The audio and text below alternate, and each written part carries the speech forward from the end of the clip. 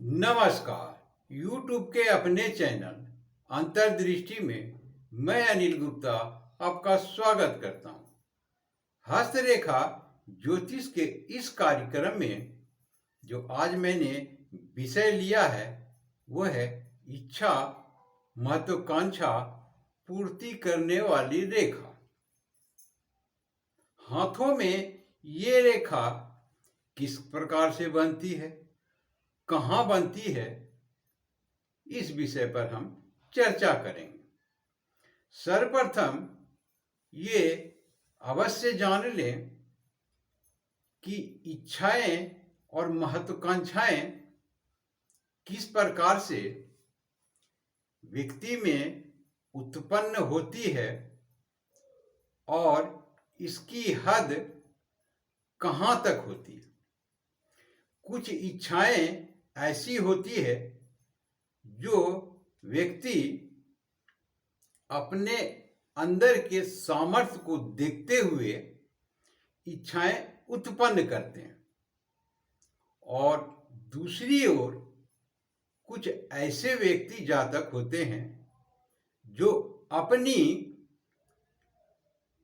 क्षमताओं के बाहर जाकर के इच्छाएं और महत्वाकांक्षाएं रखते हैं।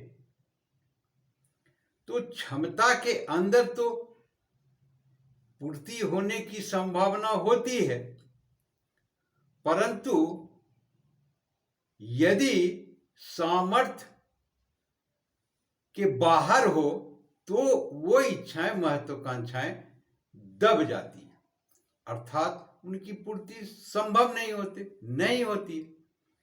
तो ये आज जो मैं रेखाएं बताऊंगा वो इसी प्रकार की दोनों तरह की होगी कि एक सामर्थ्य के अनुकूल और एक सामर्थ्य के बाहर। तो ये जो इच्छा व महत्वाकांक्षा पूर्ति करने वाली रेखा होती है ये अंगूठे पर इस प्रकार से होती है। ये एक रेखाएं, 2, 3, 4, 5, 6 ढेर सारे रेखाएं यहां हो सकती है। तो जब एक रेखा होती है तो इंसान अपने सामर्थ्य के बहुत छोटा सा हिस्सा अपनी इच्छा महत्वाकांक्षा रखते हैं, जिन्हें इसे पूर्ति करने में देर नहीं होती है, विलंब नहीं होती है, और इनकी इच्छाएं महत्वाकांक्षाएं की पूर्ति हो जाती है, क्योंकि ये सामर्थ्य के अनुकूल चलते हैं। एक छोटा सा हिस्सा, अत्यधिक बड़ा नहीं। दूसरी रेखा जो होती है ये उससे थोड़ा सा अधिक इच्छा महत्वाकांक्षाएं रखते हैं। दो रेखाओं वाले इससे ज्यादा इच्छा महत्वाकांक्षा रखते हैं। इनकी पूर्ति होने में भी अधिक समय लगती है, परंतु हो जाती है,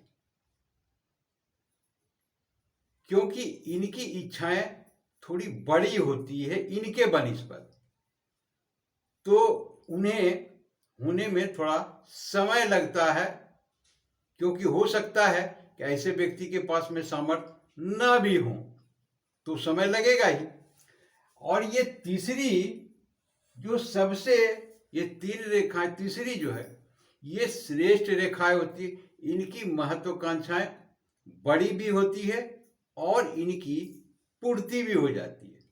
जैसे पहले वाले जो एक रेखा वाले होते हैं तो उनकी बहुत छोटी सी इच्छा महत्वाकांक्षा पूर्ति होती है, थोड़ा बड़ा भी जाने पर संभव नहीं होता।